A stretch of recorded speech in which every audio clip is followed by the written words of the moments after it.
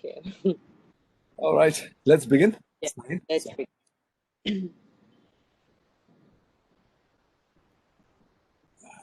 I'll just wear my also.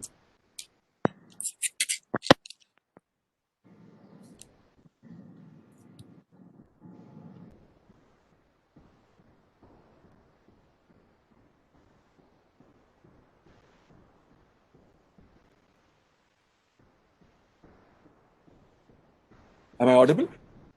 Yes. Oh, Sahana Bhavatu, Sahano Bhunatu, Saviryam Karvavahai, Tejasvinavaditamastu, Ma Vidvishavahai. Om Shanti, Shanti, Shanti.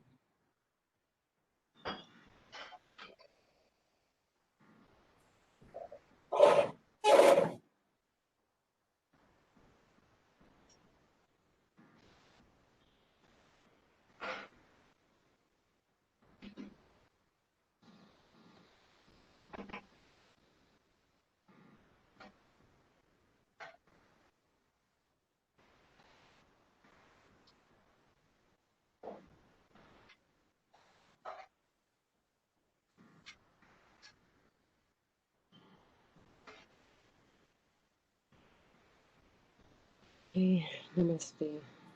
Namaste. Okay. So today we are beginning with chapter 10.12. Is Ashutosh sir there? Okay. I think he's not joined yet. Yeah. All. So we'll begin. So it's Arjuna Uvacha.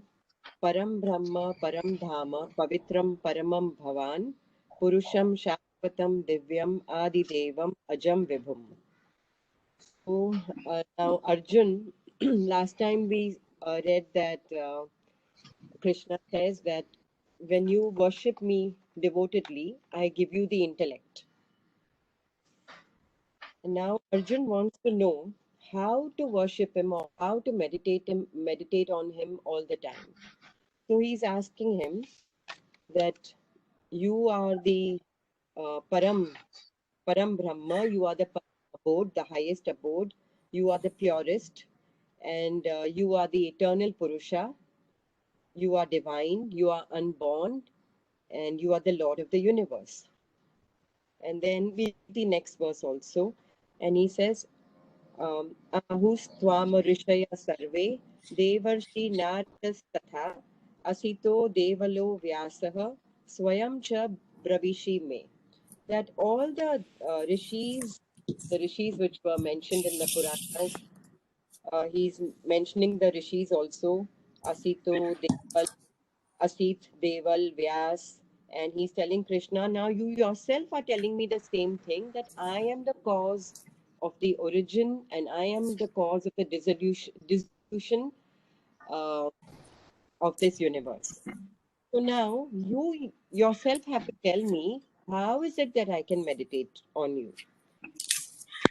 So in the next verse, he's telling him, one second. Oh, so would you like to read? We just did point 12 and 13. Which one are you reading? We finished 10.12 and 10.13 we finished. So we go to 10.14. Yes. Sarvametad vritam manye yanmam vadasi keshava nahite bhagavan vyaktim vidur devana danavaha. So Arjun knows, no, so Arjun is saying, Krishna, I believe as true all that you tell me. Lord, neither the demons nor the gods are aware of your manifestations. Now, Arjun knows that God is there everywhere, but he wants God himself to tell him how to meditate on it. So he's telling him that nobody knows you.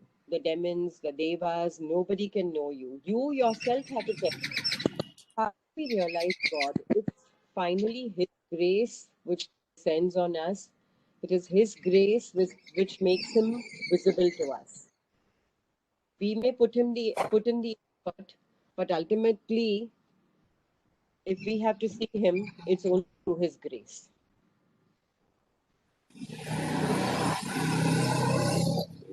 We'll read the next verse. स्वयमेवात्मनात्मानं वेत्थत्वं पुरुषोत्तम भूतभावनभूतेश देवदेव जगत्पते. So he says, O creator of beings, O ruler of creatures, God of gods, Lord of the universe, O supreme Purusha, you alone know what you are by yourself. Again, that same thing is coming, that a man has to go beyond his intellect to know God.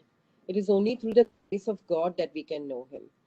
So he's telling him, he's using all, you are the Bhutesh, you are the Lord of Lords, you are the Jagatpate, you are the Purushottam, you are the highest. How can I know the highest? You yourself have to tell me about yourself, because you yourself know about yourself completely. Nobody else can know you besides yourself. So we'll read the next verse. वक्तुमर्हस्य शेषेण Divya ह्यात्म विभूतयः याभिर्विभूतिभिर्लोकान् इमान् त्वं व्याप्य तिष्ठसि.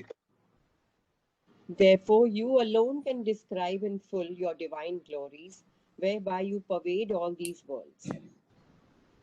So, yeah, shall we do the next verse? कथं विद्याम् अहं योगिन्स्त्वां सदा परिचिन्तयन् केषु केषु च भावेषु चिन्त्योऽसि भगवन् मया. So he says, O master of yoga, he's calling him. He's telling him that yogi, he's calling him a yogi. Through what process of continuous meditation shall I know you? And in what particular forms, O Lord, are you to be meditated upon by me? So now, so the next verse, sir. विस्तरेणात्मनो योगं विभूतिं च जनार्दन भूयः कथय तृप्तिर्हि शृण्वतो नास्ति मेऽमृतम्. Krishna, tell me once more in detail your power of yoga and your glory, for I know no satiety in hearing your nectar-like words. So in the chapter 9, Krishna is telling Arjun that I'm going to tell you a secret. So chant my glories, chant my name, remember me, and whatever you do, whatever you eat, whatever you offer as way of penance, everything, do it Madarpanam. He's using the word, and he says all the time meditate on me. So now Arjun is saying that Satata, all the time, how do I meditate on you? So in what form should I see you? How can I meditate on you all the time? Okay. Am I audible properly? Yeah, you're audible. Fine, all right. So he says that in what? Tell me in detail. And he says, I'm not satisfied with your words. Tell me more about it. Tell me again. It's like when you see some good movie, or you read a good book, maybe you want to read it again, or you meet a friend and you want to meet that person again. So he wants to know more about it, because now he's really interested, and he wants more. I mean, he says that I'm not happy with these nectar-like words. I want more of it. So now Krishna is going to tell him all about himself. So we'll go to the next verse. Shri भगवानुवाच हन्तते कथयिष्यामि Divya ह्यात्म विभूतयः प्राधान्यतः कुरु श्रेष्ठ नास्त्यन्तो विस्तरस्य मे. Yeah. So Krishna now tells Arjun, now I shall tell you my prominent divine glories, for there is no limit to my manifestations. Now he uses this word hanta. Now this hanta can have a lot of meanings. Some commentators don't give it any meaning. Vinoba doesn't go into any of these verses. So it can be a kind of a sympathy towards Arjun, love for Arjun, and he says that Arjun, it's like how you explain to a child whose intellect or mind is not so much developed, and the mother explains to the child in detail. So now he's telling him that I will explain to you in detail my divine manifestations, and there is no end to them. But I'm going to tell you in their prominence, according to their importance or according to their prominence. So, Ahamatma Gudakesha Sarva Bhutashaya Sthitaha Ahamadishya Madhyancha Bhutanam Anta Evacha. yeah. So now begins the glories. And he says, Arjun, I am the universal self seated in the hearts of all beings. So alone am I, so I alone am the beginning, the middle, and also the end of all beings. Aham Atma Kesha Sarva Bhuteshaya Sthita. I am the Atma in all the beings. The beings may be moving or unmoving. I am the essence in everything. So, in Shankaracharya's commentary, he says that this is the most important verse of the Bhagavad Gita. That I am in the heart of everything. I am the Atma. I am the life principle in all beings. So this is the verse one has to understand deeply. So any comments or any questions or any thoughts on this?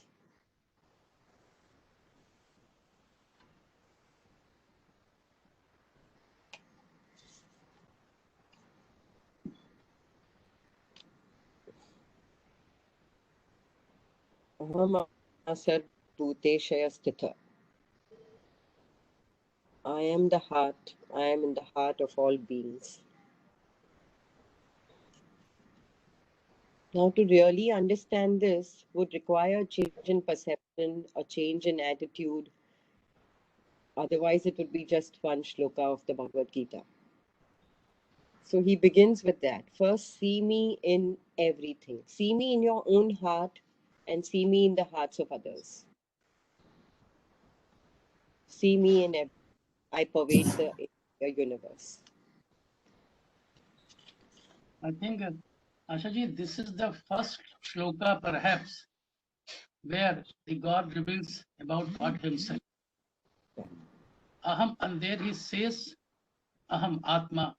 Atma means referring to the Jivatma particularly. But since he has referring to the Gudakesha of everybody, that I am seated in the heart of everybody. So he's talking about Jivatma, is given the name Atma. Yeah. Atma. Aham Atma Gudakesha Sarva Bhutaya Yasthita. Yeah. I am established in all bhutas, in everybody. In And, everybody. I don't know what exactly he has meant by heart, but it should be the heart of hearts. But this may refer to the total personality, because the physical heart may not be the limiting factor in this shloka. Aham Atma Gudakesha Sarva Bhutaya Yasthita. And then he says, Aham Adischa Madhyascha, the beginning and the middle and the end. Aham Adischa Madhyascha Bhutan Ant Evcha, और सभी भूतों का अंत भी है. So here he starts about explaining the supreme self by comparing with the individual self, the Jivatma. I think we start now with this, and number of shlokas will follow explaining this aspect. Yes. This is the beginning. That's why Shankaracharya says this is the most important verse in the Bhagavad Gita. Yeah. Yeah, and really this one turns our whole living logic upside down. Because we take the external sensory world as the real world, and we don't factor in the agyat or the unmanifest, which is the essence, and we try and run our life according to the rules of logic and those that seem to apply to the manifest world, whereas the whole the mechanism of the clock. So mechanism of the world lies in the essence, and so we are never like children, trying to operate a toy without knowing that where the secret of its working really lies. So if and it couldn't be stated more clearly than this, right? I am the essence, I am the beginning, I am the mid and the end. I mean, what's left? Nothing. Yeah. So if one takes this to heart, I think Samarpan becomes that much easier. Yeah. So it's a really very, very emphatic and a bold statement. Yeah. It also clarifies wherever term he uses the word me, wherever he's talking about me, he is talking about the Yes. supreme self, the individual self. Like, Sarva Dharmana Parijaya Mam Ekam Sharanam Vaja. When he says leaving everything, come to me, he's again making effort of the realizing the yourself only. This is the self. So wherever the term me has been used, me means it is the self, it is the other self, it is the supreme self. That's what it is. Yeah. True. The essence of everything.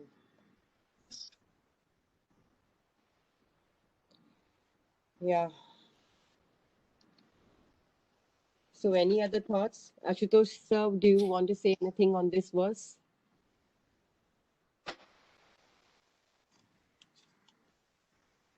Sir, you're on mute. Sir, you're on mute, sir. So you're on mute. I'm trying to see if this can reconcile with the Sankhya position of Purush being completely unaffected by Prakriti.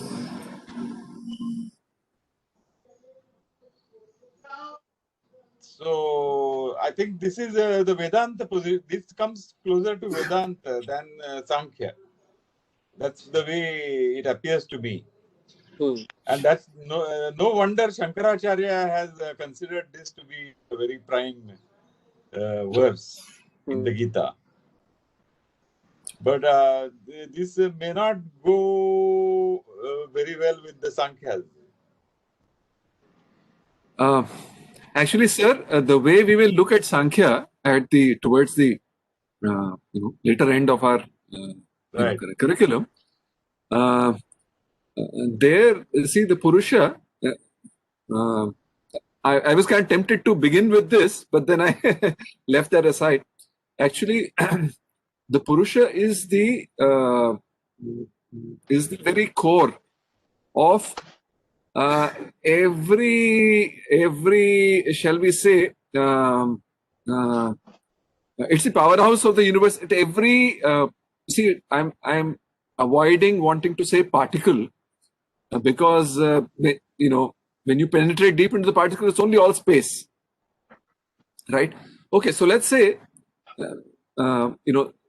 if the manifest universe is nothing but cubes of space, in a large number of cubes of space put together, at the very core of each of those, right, lies the Purusha element. So, yeah, but see, as far as my understanding goes, Sankhya do not believe or do not consider relevant whether there is one Purush or there are many Purushas. So they are not concerned with whether there is one Purush or there are several Purushas. The important thing is that the Purush is the experiencer. Yes, sir. So in that case, this would be closer to Vedanta, with the Vedanta position. This particular verse. No, absolutely. I agree with that. I mean, this is the essence of Vedanta, because Vedanta says zarre zarre mein wo, chupa hua hai. Right. That's all there is. Yes. Right. But what I'm saying is that the actual Sankhya position is not different from this. I mean, the way from a mathematical perspective, which is the way we will largely adopt, later on. Right. There,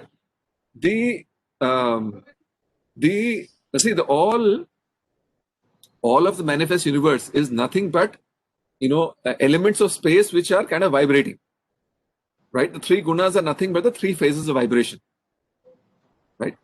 Now it's that when they operate in unison, when several elements operate in unison, then we begin to see something relatively solid.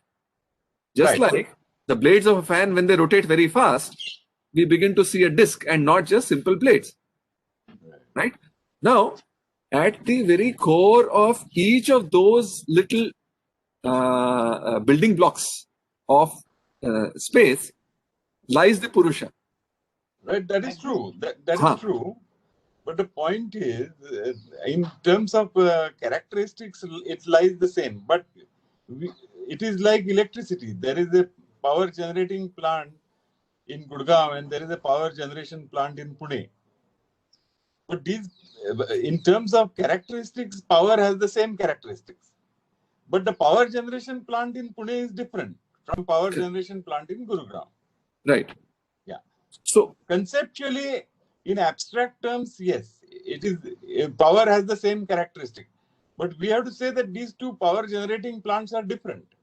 So now, whether the elements, the Purusha elements that lie at the heart of each, whether these are like sparks emanating from a fire, or whether it's fire alone and nothing else, is again a matter of, I would say, the way I look at it is a way of explanation, right? Essentially, there is no difference between the two. Like I'm saying, are sparks part of the fire or are they different from the fire? It's difficult to say, right? So you can adopt either position, but the essence doesn't change. In that, there is the Purusha, which is the be all and end all.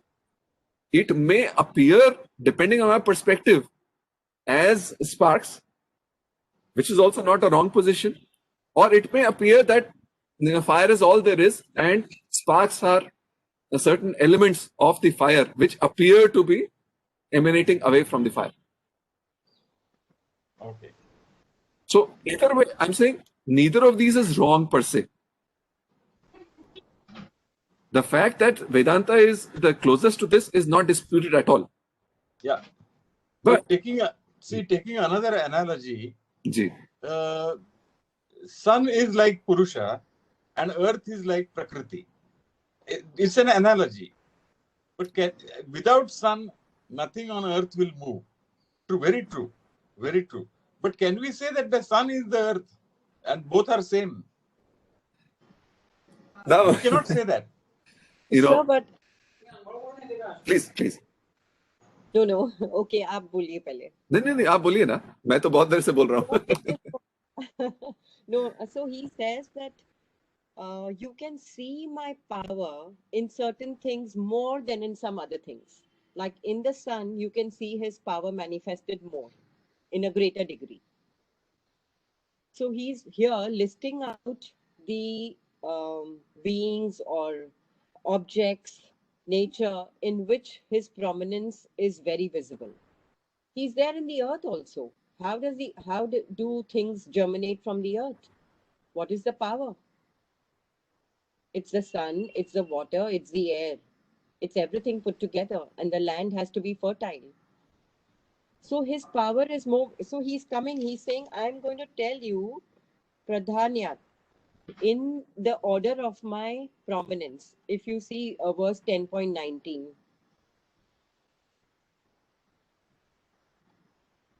Pradhanya, he's using the word.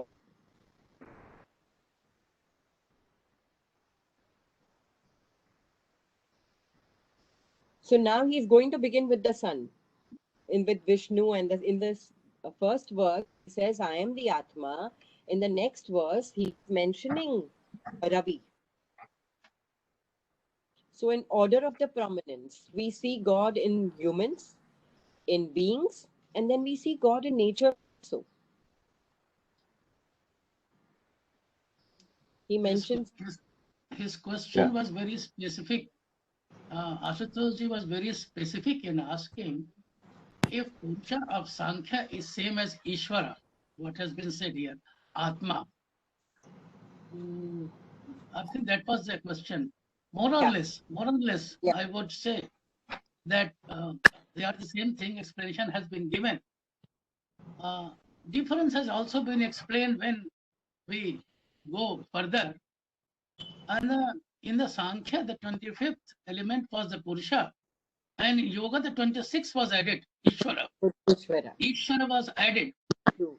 And Klesh, Karma, Vipaka, Ashahi, Apara missed Purush Vishesha Ishvara. With certain more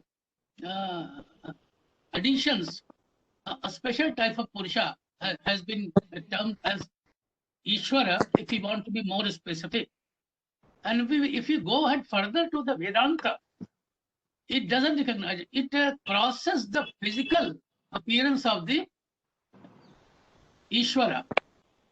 It recognizes only Ishvara, it doesn't recognize anything else. Purnamadaha Purnamadam Purnat Purnasudachati. That's what it says, nothing beyond.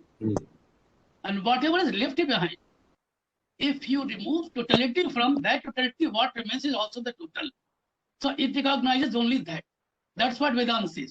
So the graded approach in Sankhya, a little higher approach in Yoga, and the highest approach, if you compare, comes in the Vedanta. I mean, that's what a minor differentiation in the all the things. Things will become clear as we proceed. Yeah. Very true. And also, sir, when you speak about power stations and you give the example of power, but the essential thing is power, right? From wherever it comes. Yes.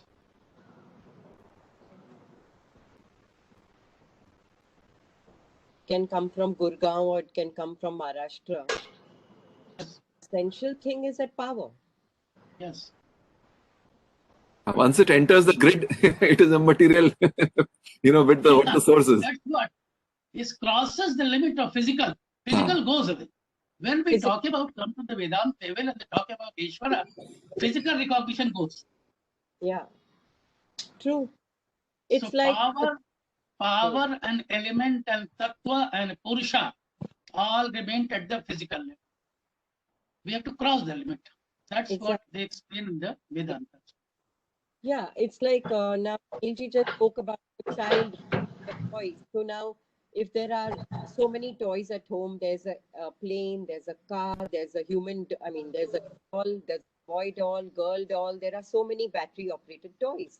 And for example, one of the plane is not working and the child cries. So what does the mother do if there is no other battery at home? She may remove the battery from the boy doll or the girl doll and put it in the plane and the plane starts working. Now the mother understands that that is the power which is moving any kind of external form. The child does. So the external form, whatever the is, it can be a dead, it can be a life like a human body, an animal body, a plane, a car, something, a tree, anything. But the power which moves it is the same. So that would be the essence. That would be my way of looking at it.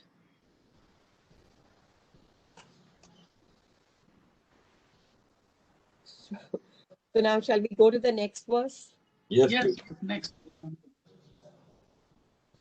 Adityanam aham Vishnur Jyotisham Raviramshaman Marichir Marutamasmi Nakshatranam aham Shashi.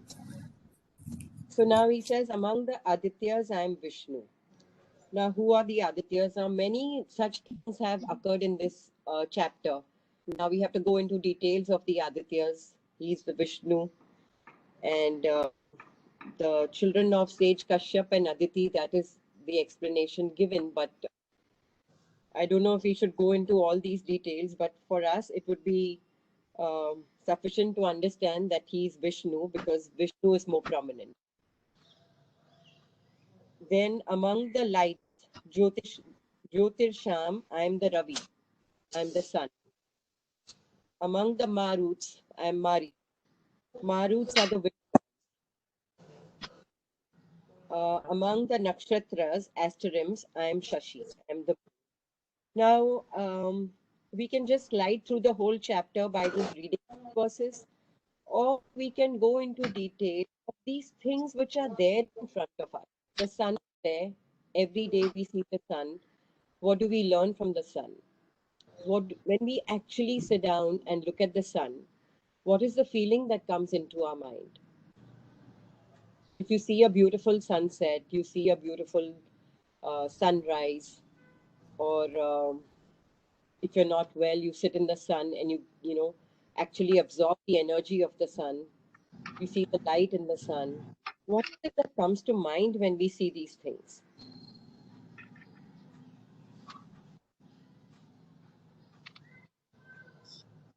So Vinoba says, look at these things around. He's there all the time. He's telling you, look at me, I'm there. How do we look at the sun? Do we look upon him as a mitra, as he's mentioned in the Vedas, as a mitra? How do we look upon the moon? It's calm, peaceful.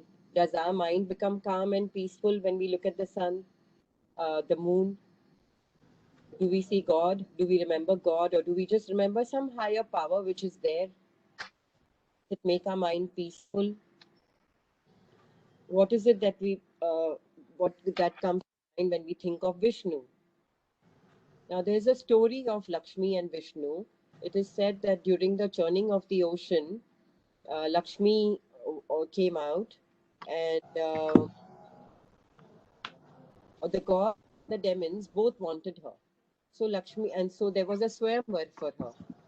So Lakshmi announces that whoever has no desire for me, I will put the garland around his neck. And all of them are desirous of her, the gods also. So Lakshmi goes around in search of somebody who does not desire her. And there she finds Vishnu. He's lying on the grass, sitting peacefully, totally detached. And then she goes and puts the garland around his neck. So can Vishnu be a sign of detachment for us? So what would be our observations?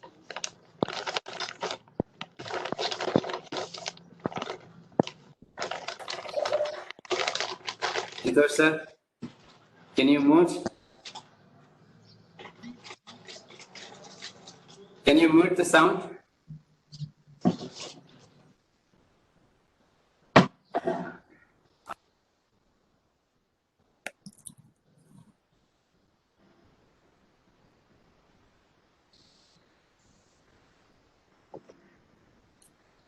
So do we observe these various objects around us, or we go through life busy in our own day-to-day work, totally oblivious of nature around us? Basically, now he's listing natural items around us.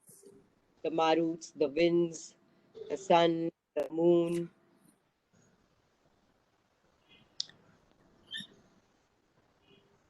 So do we see God in all these objects around us?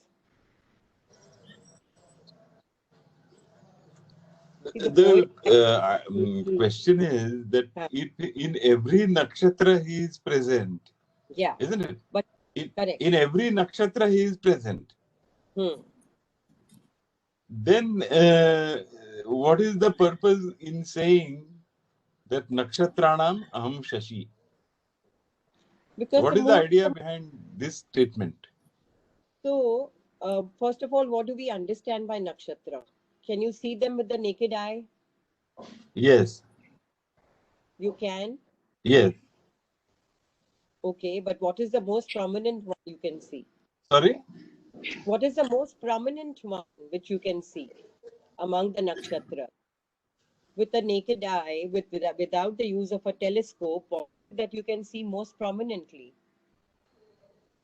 At different times, different nakshatras, the farmers will look at the sky Yeah, and they will look at Mriga Nakshatra to correct. see when the rains are going to fall. So at Right. different times, different nakshatras will become Prominent. relevant for a farmer.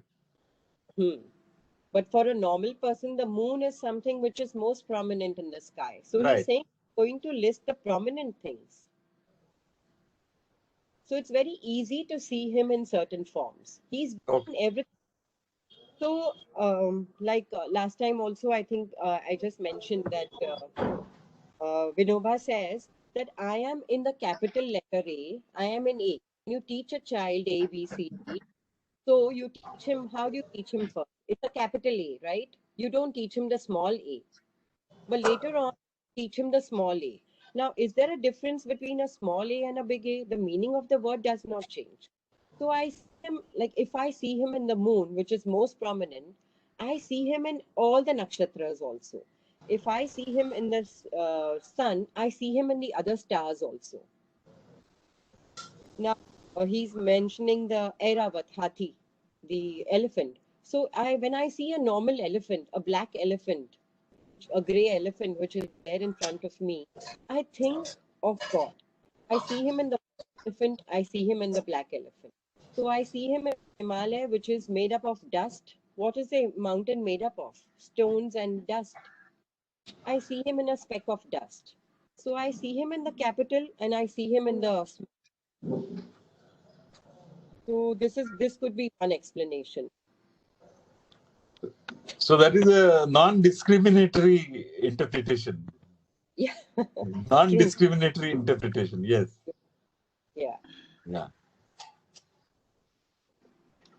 Because now for a layman to go into detail of all this is going to be very, very difficult. So for him, he sees the sun and he sees the routine in the sun. He sees the energy in the sun. He sees the brilliance. And for him, that's for the worships the sun. The father worships the sun and he worships the moon. Where is he going to worship the other stars?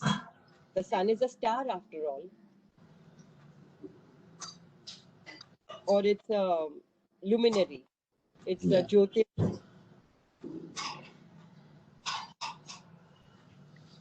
Okay, so any thoughts? So we can move on to the next verse. Yeah. Vedanam Samavedosmi Devanam Asmi Vasavaha Indriyanam Manashyasmi Bhutanam Asmi Chetana. Yeah. And now, okay, he says, among the Vedas, I am the Samved.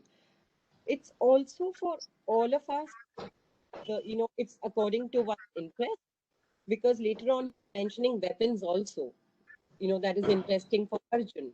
So there are so many people in this world, there are so many beings, the universe is so full, and each one has a different area of interest. So he's saying the ones who read Vedas, Samved is the most prominent. Why is Samved most prominent? Because Samved has the sense of the Rig Veda, and it also is music. Samved is the origin of Indian music or of music. So all the verses of the Rig Veda are there, but in a musical form. So it says, and it is the shortest of the Vedas, the smallest of the Vedas. But in spite of that, he's giving it prominence over here. So he says, among the Vedas, those who study the Vedas, I'm the Samved. Then he says, I'm Indra. For those who aspire heaven and those who look up to the Devas, I am Indra, the highest of, who enjoys the highest of pleasures in the heavens, the Lord of the heavens. I'm Indra. Then he says, among the senses, I am the mind, the master of the senses. So see me, it's not like God is not there in the senses, but He's there. You can easily see, you can easily remember something which is more powerful. So if in our house we have so many guests coming, but suppose the President of India comes to our house, will that memory ever fade away from our? No. He'll always president came to my house. So many people may come to your house, but you will remember the prominent, the most powerful. So that's why he's listing the most powerful, because it's easy to remember him. It's easy to see him in the most powerful.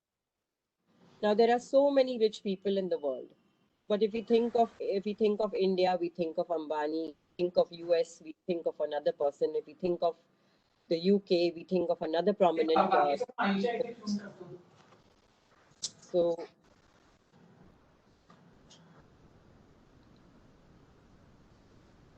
then he says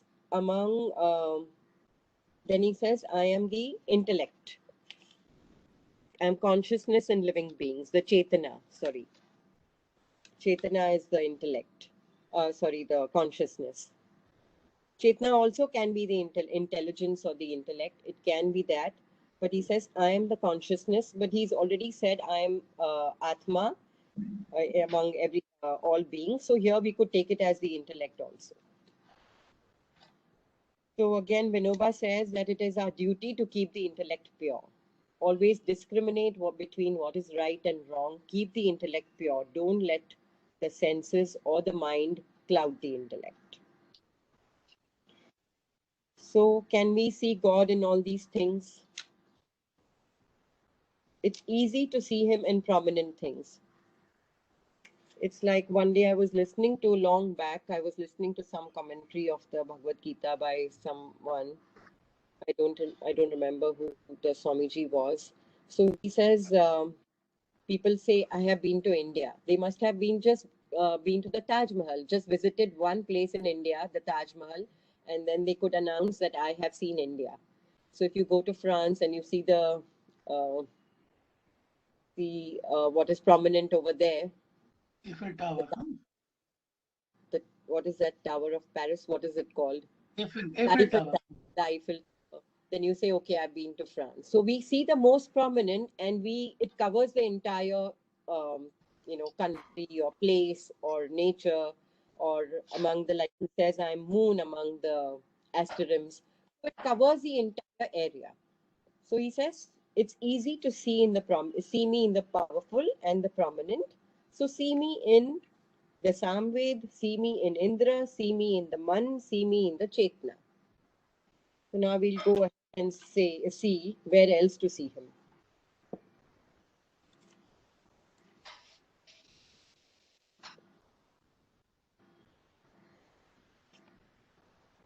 So Rudranam Shankarashasmi Vittesho Yaksharaksasam Vasunam Pavakaschasmi Meru Shikharinamaham.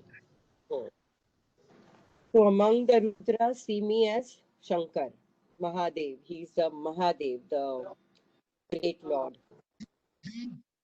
Shankar is the Lord of yoga, the Lord of meditation, the Lord of dance. See me in the most prominent. Rudra can be the mightiest, the mighty. So he says, see me in Shankar, who is the Mahadev, who is the mightiest of the Rudras. Then see me in Kuber, in Vittesha. Kuber is the Lord of wealth, the treasurer of the gods. The people who are prone to collecting wealth, they worship Kuber. Then he says, among the Vasus, see me as fire. There are 8 Vasus, and the most prominent is fire. The sun is also there, but he's giving importance. Then he says, among the mountains, among the shikhars, among the mountain peaks, see me as Meru. Meru is the abode of gods. It's the center of the universe. That's what the mythology says. So he says, see me in that. When you see the mountains, think of me. When you see wealth, think of me. When you see the Rudras, or when you see Shankar, think of me. When you see fire, think of me. I'll just take 1 second and put on my Wi-Fi. Am I clear? I just feel everybody's screen is just going off. Yeah. Okay. So any thoughts on this? you and I can hear you. Okay, fine. So any thoughts on these few terms or these past few verses? Yeah. Shall we move on? Yeah.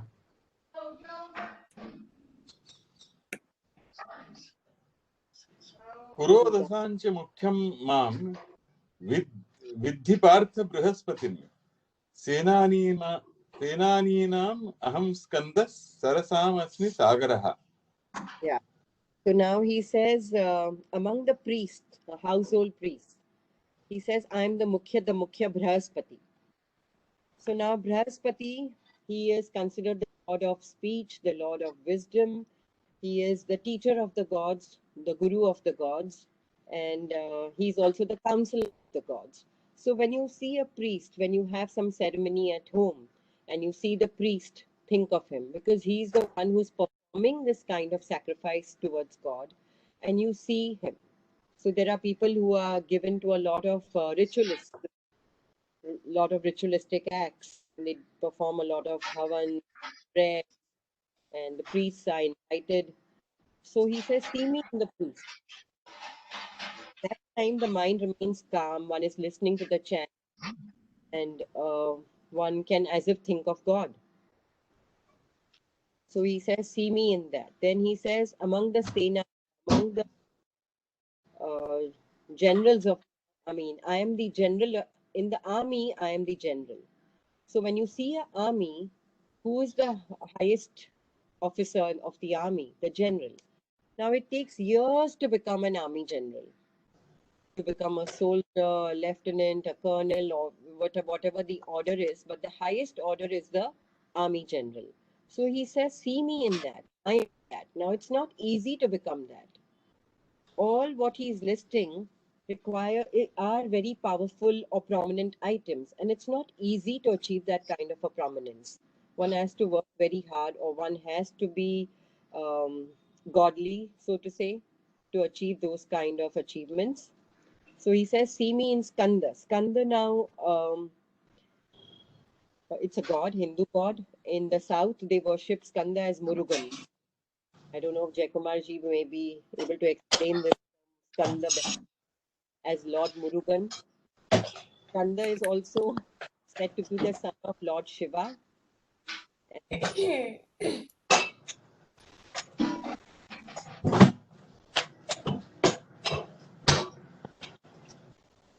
So any thoughts on this? Skanda? Murugan is elder son of Shiva, that is Kartikeya. Yeah, correct. He's the son of Shiva. He's the firstborn child of Shiva. Yes, Kartikeya. Yeah, Kartikeya. We know him as in different, as with different names, Yes. but it's one and the same God.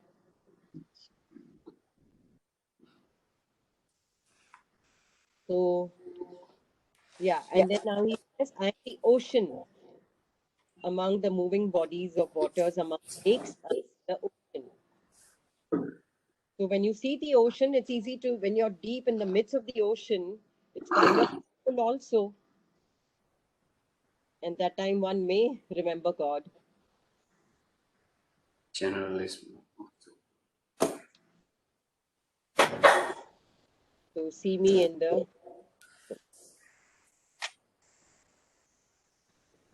Okay, so shall we go to the next verse?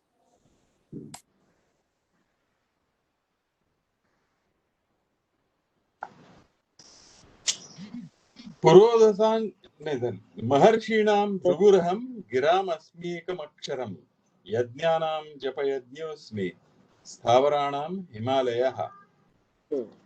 So among the Maharishis, among the great seers, I'm Bhrigu. Now Bhrigu, there is Bhrigu Shastra.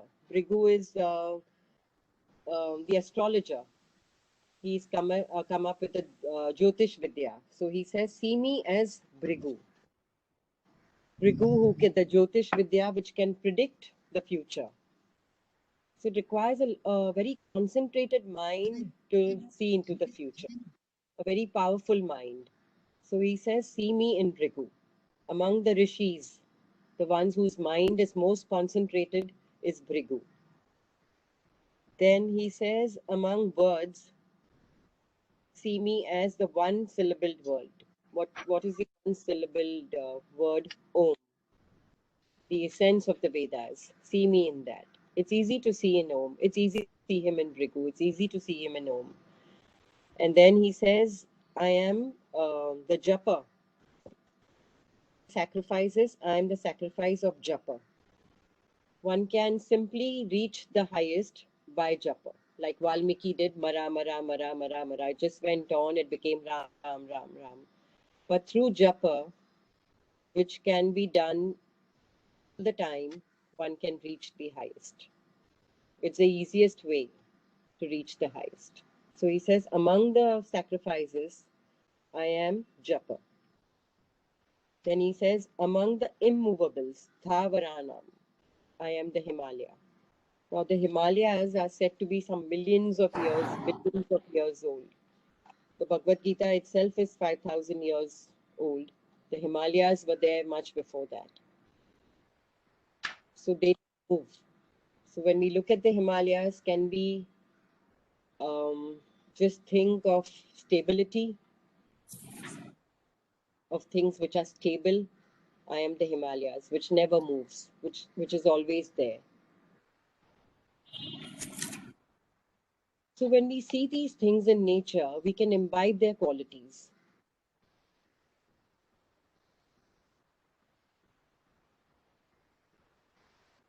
When we see the Himalayas, we can imbibe steadiness, stability. When we see rishis, we can imbibe their power of concentration, their power of one-pointedness, ekagrata. That's what we can learn from sages. Then in the words, there is just one word, Om, and that can take you to the highest. There is no need for so many words. And one can constantly repeat that. The constant repetition can take you there. The sacrifice is not to be done occasionally, but it's a continuous sacrifice. When he says japa, it's a continuous sacrifice. Continuously one's mind is taken away from the material world and put on one object. So he says, among the yajnas, I am the japa yajna. I'm constantly there on the lips of the person. The chant is constantly there. We have the story of the thirsty crow. He does not want to drink water because he does not want to let go of that one minute second of repeating the name of God. He wants to repeat the name of God constantly. So he's waiting and waiting, and he does not drink water because he doesn't want to miss that moment, that precious time where he would miss the chant. So there are various examples, and whatever one likes and whatever is suitable to one's personality. So,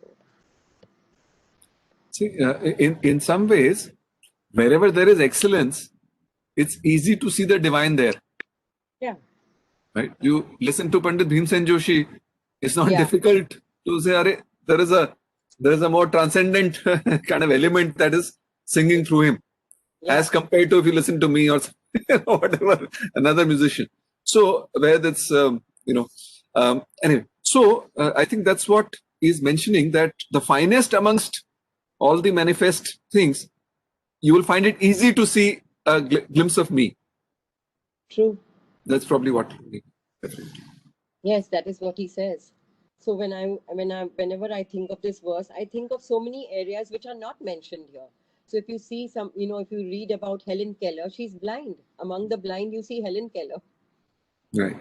So many things, there are so many areas where you can see, the finest, like you said, the finest, the glorious, the powerful, the brilliant, the excellent. These are the terms, these are the vibhutis. Whatever is glorious, in the end, he's going to make that statement. Wherever you see power, prominence, glory, brilliance, I'm there. So in every area which is not mentioned here also, you see somebody in the Olympics, how does he attain that?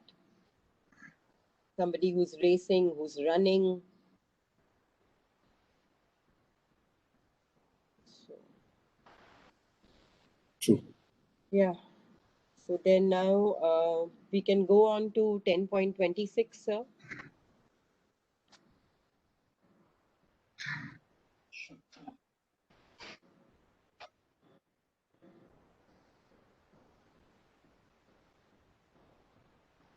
Sir, you're on mute, sir. Can we read 10.26?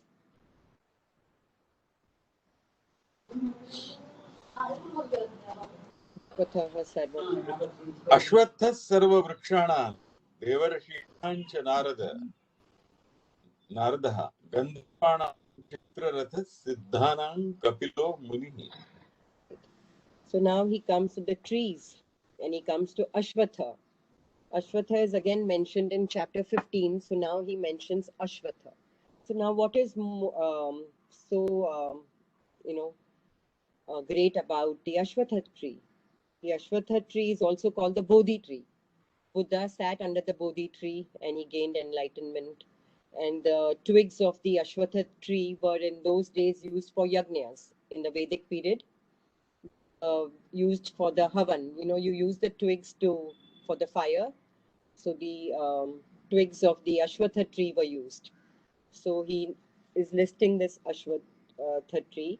It has a lot of medicinal properties also. So also the rosary beads, the japmala, is made up of the beads of the Ashwatha tree, the beads of the rosary or the japmala. So many prominent things in the Ashwatha, which we can see in the Ashwatha tree. So he says, among the trees, I am Ashwatha. So do we have any other virtues of the Ashwatha tree which come to mind? Anybody else knows? I believe people is the only tree that gives out oxygen even at night. Okay. I don't know if somebody can confirm that, but that's what I've heard. Possible. Yeah, it is said so. It is It is said. so. Yeah, the people and the tulsi also, they said. Tulsi. Okay. Tulsi Yeah, also, but yes. people is a huge tree. Yes, So huge tree. yeah, the way also it's called the Ashwatha also because the horses used to be resting under the shade of the tree in those days. Yes. So it's like when you're driving, you want to park the car under in a shady place, or it's giving a lot of shade because it's a huge tree and it lives to up to many years. It is there. So that could be one more virtue of the Ashwatha tree. So if we go into each area, we would find thousands of virtues of that object. So he says, among the trees, I'm Ashwatha, full of virtues, full of positive things, full of powers, full of brilliance and excellence. So then he says, among the divine rishis, I'm Narad. Now, Narad Muni is the journalist. He travels all around the world and he has stories of the world to narrate to people. And he's always chanting the name of Narayan, Narayan, Narayan. And Narad is also known for for the Narad Bhakti Sutras, which he has written. The Bhakti Sutras by Narad. So he says among the rishis, among the Deva rishis. Earlier he said among the Maharishis, I am Bhrigu. But now he says among the Deva rishis, I am Narad. So in journalism, we have the Patrakar Divas, which is observed in May. Narad was the first journalist. So he has stories to tell about the whole world because he's always wandering. But even though he's wandering, his mind is always on Narayan. So then he says, among the Gandharvas, which are the musicians, I am Chitrarat. Chitrarat. Now, Sunilji was talking about Bhimsen Joshi. Now, this is in those times. Maybe for Bhimsen Joshi, when he studies music, he looks up to the Lord of Music or the highest in music, the most excellent in music. And for us, we may look up to Bhimsen Joshi or to Pandit Ravi Shankar or to Ustad Zakir Hussain. In so many areas, there is the most prominent. So he says, among that, I am the Chitrarath. Then he says, among the Siddhanam, I am Kapila. Kapil was the founder of the Sankhya philosophy. So here he is listing Kapil Muni. So Sunilji, you want to say a word or two about Kapil Muni? Yeah, as you already mentioned, Kapil Muni is said to be the founder of, rather the Sankhya school.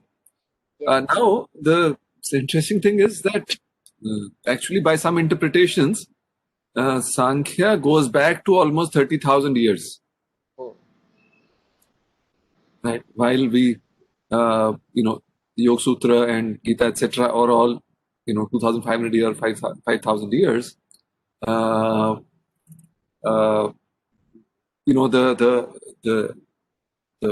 genealogy or the origin of Sankhya is maybe way more ancient. So the very fact that it has, obviously survived through all these times itself is an indicator of the excellence of Sankhya. Yeah. And second, the fact that it can be Sankhya itself means numbers. So the fact that it can be interpreted numerically, makes it a very, very exact kind of presentation. Right? And as we will hopefully look at it towards the later part, it is what it reveals are not only secrets of beyond or what lies beyond manifest, but it very, very accurately tells us what are the laws that govern manifest existence also. Right? The natural principles which science is kind of attempting to discover in its own way through trial and error, Sankhya Muni had already kind of articulated those. And of course, in a way, Kapil Muni. And of course, with such brevity, that's a beauty.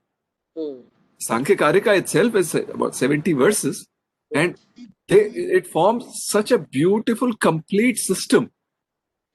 Of it's a cosmology. It tells us what the cosmos is and how it works in just those few sutras or the karikas. So rightly, that Sankhya is the king or queen, whatever, amongst the Darshan Shastra, and Kapil Muni is reputed to be the formulator of the Sankhya system. So he's naming the celebrities in every area, so to say. Yes. Yeah. But you see, the power from all this comes from him. He's the one source that we can't. So though he's naming the celebrities or the most prominent, like if you see the actors, you may remember, you may emulate a certain actor, or if you like, so many areas are there. But the power from those prominent, excellent people or areas or objects all comes from him. That one thing we should not forget. That one thing we have to remember. But it's easy to see him. He's the power behind all of that. Okay, so we can also, do one. Yeah, sorry. No, so I was just mentioning, when in my teens, I remember, early teens, in fact. So once just reflecting, I had a sense that, look, whenever something good happens through me, and this is just a kind of either reflective or experiential, I don't know, a teenager, how much experience can one have, but I vividly remember this realization that whenever something good or great or excellent happens, by me or through me, at that time I felt that it's as if, I'm not contributing to it. And whenever some mistake gets made, I felt that, somewhere I'm involved in this. So then, during the slightly later years, and then I thought maybe it's just I'm, kind of beating myself. You have the self-critical kind of thing. Maybe it's just I'm unsure of myself, and therefore I'm just giving blame to whatever is not right, and I'm giving credit. I'm hesitant to take credit. Maybe some inferiority complex, whatever. That's I thought. But now I again come back to some little bit of wisdom. I think that was resonant in that. It is really true that in the best of results or actions, it just as if it's happening on its own, Yeah. and somehow it's just kind of flowing along. And where there is a mess, somehow, though I think maybe a few years down the line, one would realize that, look, even the mess is also on his account. Yeah. But at the moment, I feel that, yes, that little realization is quite true in mundane life also. That more or less, when I try to enter the picture and think, I can do this, I can do that, this is in my not, then there's always a bit of mess. There's good things happening, somehow it's just flowing through. Yeah. So True. So Edison also did say that the ideas which come into his mind come from space. right. We know what that space is, what he meant by space, but he has made this to come from somewhere. Anyway, so we can do one more verse for today, and then maybe we can have some sharing and wind up. 10.27.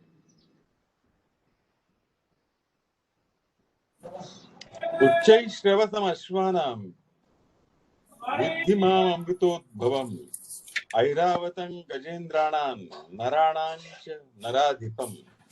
Okay. Says I'm Uchchai Shravas. Uchchai Shravas is which is the horse which came out of the Amrit Manthan, and it's a 7-headed horse, a white horse, the most flying horse, the most sturdiest and the swiftest of horses. And now the horse, he's a vehicle of the Surya or sun god. Uchchai Shravas was given to sun god as his vehicle. So, well, but now this is the mythological horse. But now Vinoba writes a lot about the horse and talks on the Gita. Says when you look at the horse, like, don't you see the beauty of God in the horse? How swift it is. Like Maharana Pratap has made a memorial for his horse Chetak. So there's a story to it. So the horse was used as a means of transport in those days. And he says Krishna used to feed the horses at the end of the war. Every day at the end of the war, Krishna would, clean the horses, feed them, and heal, what do you say, kind of try to heal their wounds or rub his hand over their wounds. So he says that when you look at the horse, don't you see the beauty of God? How does the horse come about?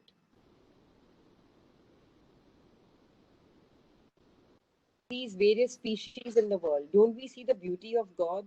And he goes on to mention snakes and peacocks and the cuckoo and so the crow.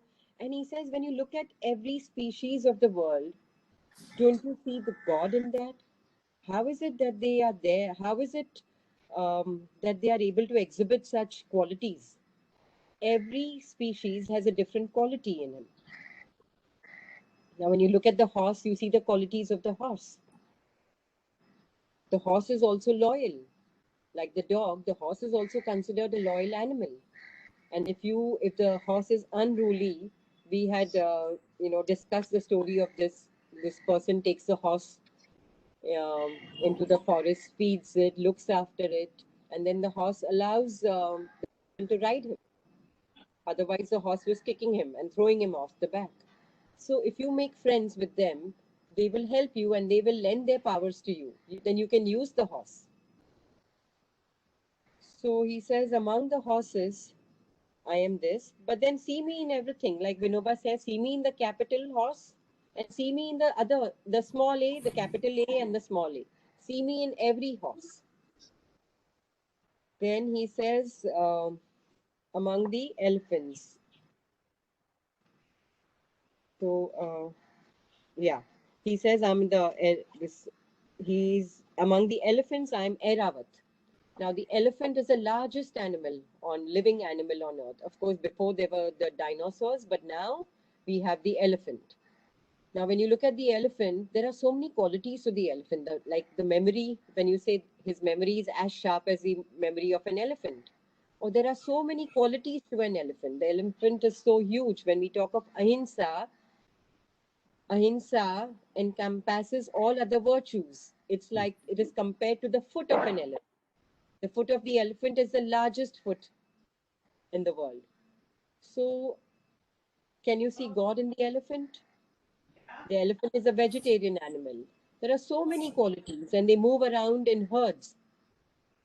They're very family oriented. Then he says, among men, as king, the king, like we say Ram Rajya, when there is a good king like Janak or Ram, then all the subjects in the kingdom are always happy. They prosper. There is no poverty. There is honesty. There are some places still there, like I don't know the name of this place near Shirdi, where people don't have doors, they don't have locks because there are no thieves over there.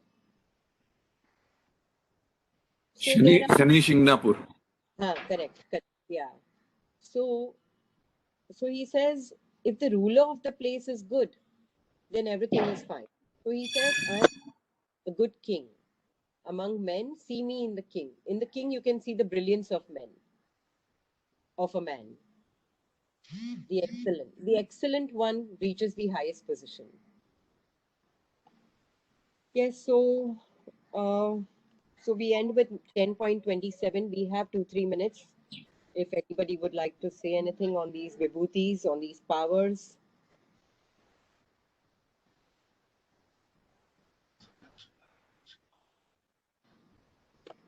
आयुधानाम् अहं वज्रं धेनुनाम् अस्मि कामधुक् रजनश्चास्मि कन्दर्पः सर्पाणाम् अस्मि वासुकिः. So we'll do the next verse next time. Now we have only 2 minutes left. So if anybody wants to say anything, Mahendra sir, आपको कुछ कहना है?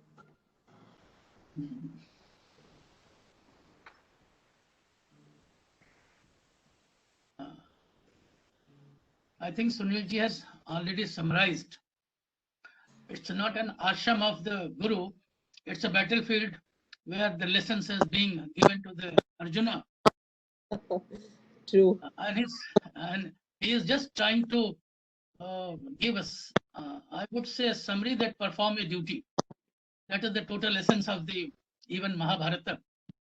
Now, in that sense, he says that I am the neutral because you have your own chitta.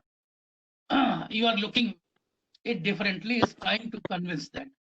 And by illustrating the concept of God, these are the comparative examples. You select essence, the best or the excel.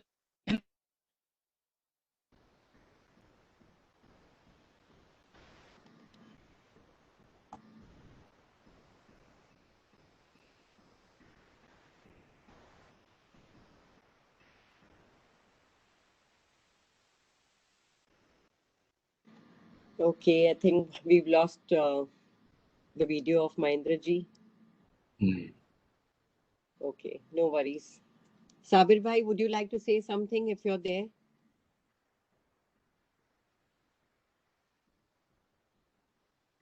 I'm enjoying the session. Okay. This is the silent observation, which is the best part of my weekend, I should say. Okay. Yeah, I agree. The best way to participate is through silence. One learns the most actually that way. Yeah. No, Very true. okay. But I think questions would also be welcome because it turns the mind. No. The questions are very important. I'm saying those who are questioning are helping the cause of those who are able to therefore listen. Yeah, but later on, Lord Shri Krishna says that Vada Pravadatam Asmi. Later on, he says something else, Sunilji. We'll have to wait till we come to that verse. Okay. Very right, sir. We wait for it. It will come in the next session. Okay. Yeah, we will elaborate on that. I won't say discuss, we will elaborate on that. Sure. Okay. Thank you. Okay, so we are at Right. the end of the session. Thank you. So we, yeah, Meet 10:30. thank you. Yeah. Thank you.